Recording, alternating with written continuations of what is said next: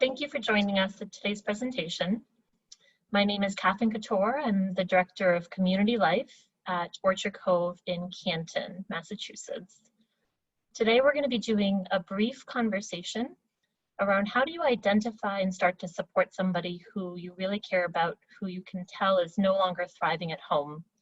Or another way to think about it is, how do you support somebody that you really care about in living their best day? So we'll get started.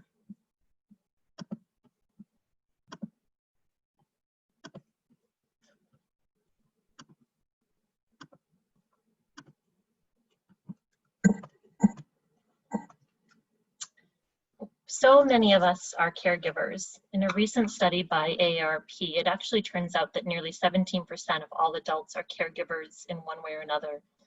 And while there are so many moments of gratefulness and joy in that process, it's really complicated. We are caregivers in addition to taking care of our own families, in addition to working, in addition to living our lives.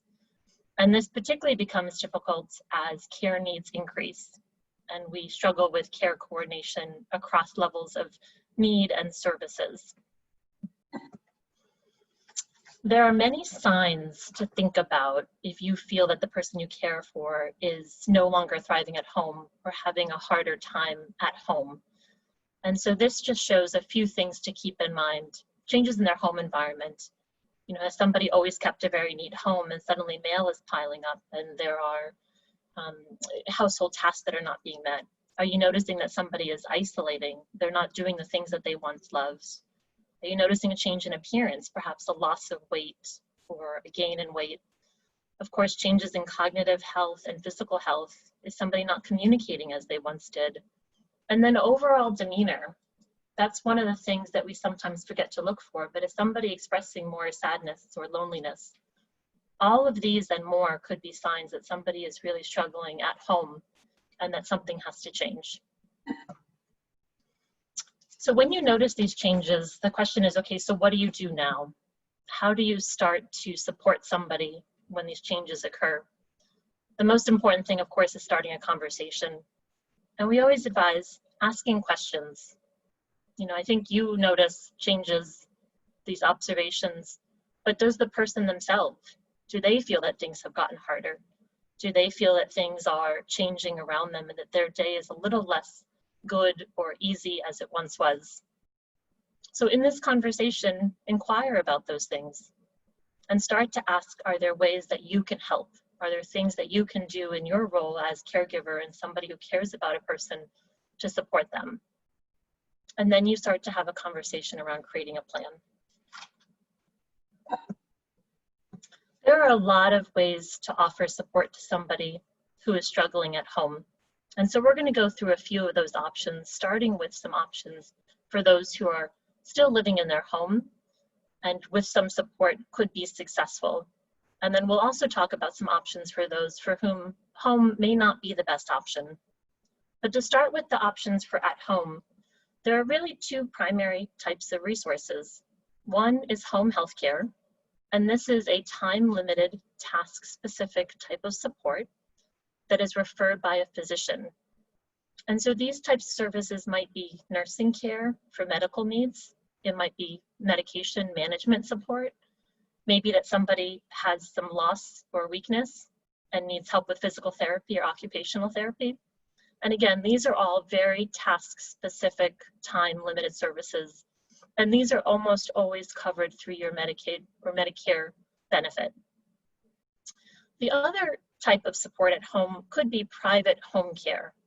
So this type of care is really based on an individual's own needs and preferences. It does not have to be task specific. It does not have to be time limited. It can be any combination of 1 hour of support up to 24 hours of support. And anything from helping somebody with their daily tasks of living, like bathing and dressing, making meals, to just general companionship, transportation support. And this is almost always done through private payment or through a person's long-term care insurance. With both of these resources, there are many different agencies that provide this type of care. And so we always recommend that you call and speak with a few different agencies to make sure that you're coming up with the right match. To switch gears, let's think a little bit about options if home no longer seems like the right option. And there are two primary types of resources. One are independent living communities that are really apartment-style living that offer a range of daily amenities, meals, maybe some programs, some transportation support. At times, there's some healthcare services on site. The other option to consider are continuing care retirement communities. And these is also apartment-style living, but that offers a continuum of services and care, so that as somebody ages and as needs and preferences change, the services, the care, all of it is in-house and adapts with you. There are so many options to consider for senior living communities, and it's so important to speak to and tour all of the different options around you. But there are some specific benefits to this type of living. And three of them are listed here on this slide that I just want to highlight today. One of the most important things is that the services, meals, programs, other amenities, and the delivery of healthcare are all aligned behind what matters most to you as an individual. And then all of these services and care are tailored to your changing needs and lifestyle, so that no matter what comes as you age, services and care are there for you and adapted to your needs. And all of this is done in a coordinated way. This is one of the hardest things as we age, is that it becomes so complicated to coordinate resources, ideas, solutions. And by living in one of these senior living communities, that is really done with and for you. So now that we've briefly reviewed some of the resources that may be available to a person, how do we get started? And the first step is always about creating a plan. And so we're going to talk through how to do that. Step one is taking a deep breath. This is not a one and done process. This is not a one-time conversation. This is really about the art of thinking and talking with somebody over multiple conversations. It's really about thinking about what matters most to them, and then how does that connect with the reality of their situation, their health, their immediate safety and needs, and also their financial resources. It's important to know that plans are going to change. It's very often that we plan throughout our entire lives. We plan to go to school, we plan to get married, we plan to have a family. And for some reason, when we get to the point of being much older, we stop planning. And this is where things become complicated, both for an individual and the people who care about them. So it's really important that we know that these plans are dynamic and that we need to keep revisiting them and keep refining them. There will always be changes until the very last moments of our lives, in terms of our preferences, in terms of our health, in terms of our finances. And so we need to keep having these conversations to think about our plan.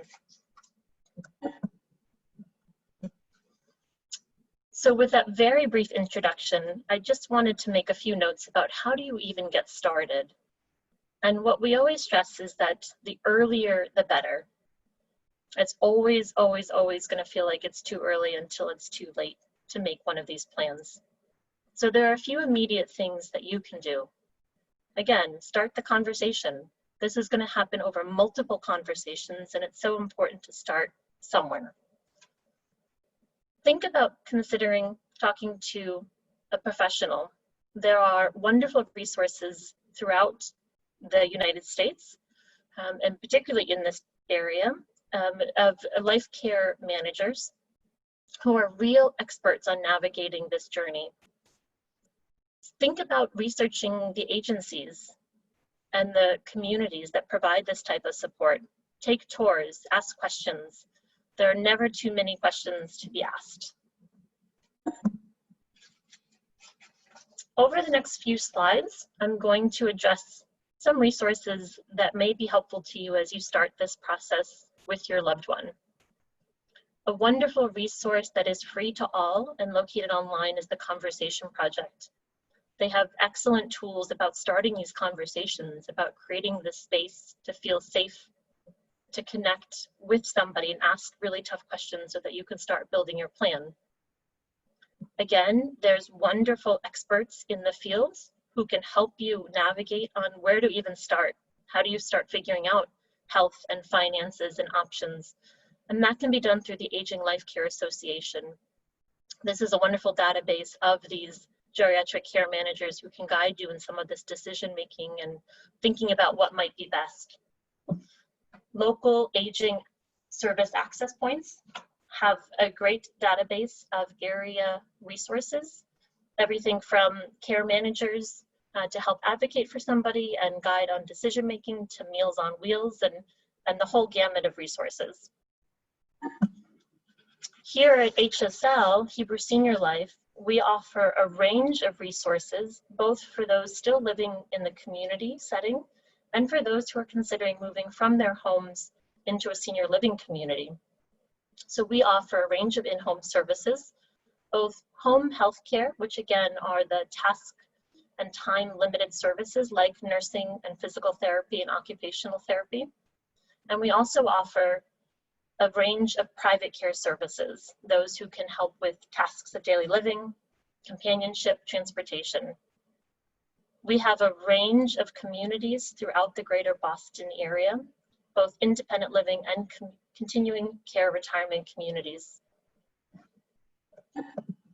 And for those who are starting the conversation with somebody who may be experiencing cognitive health decline, we have our Center for Memory Health, which is a wonderful resource for individuals and their families that will help with diagnosis, connecting with resources, and also providing support to individuals and their family members as they navigate cognitive health changes.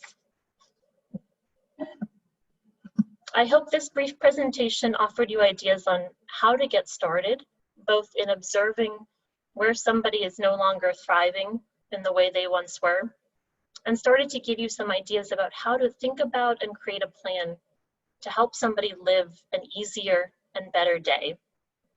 We would certainly welcome your feedback and follow-up questions, and we hope that you'll contact us at our website, HebrewSeniorLife.org, anytime.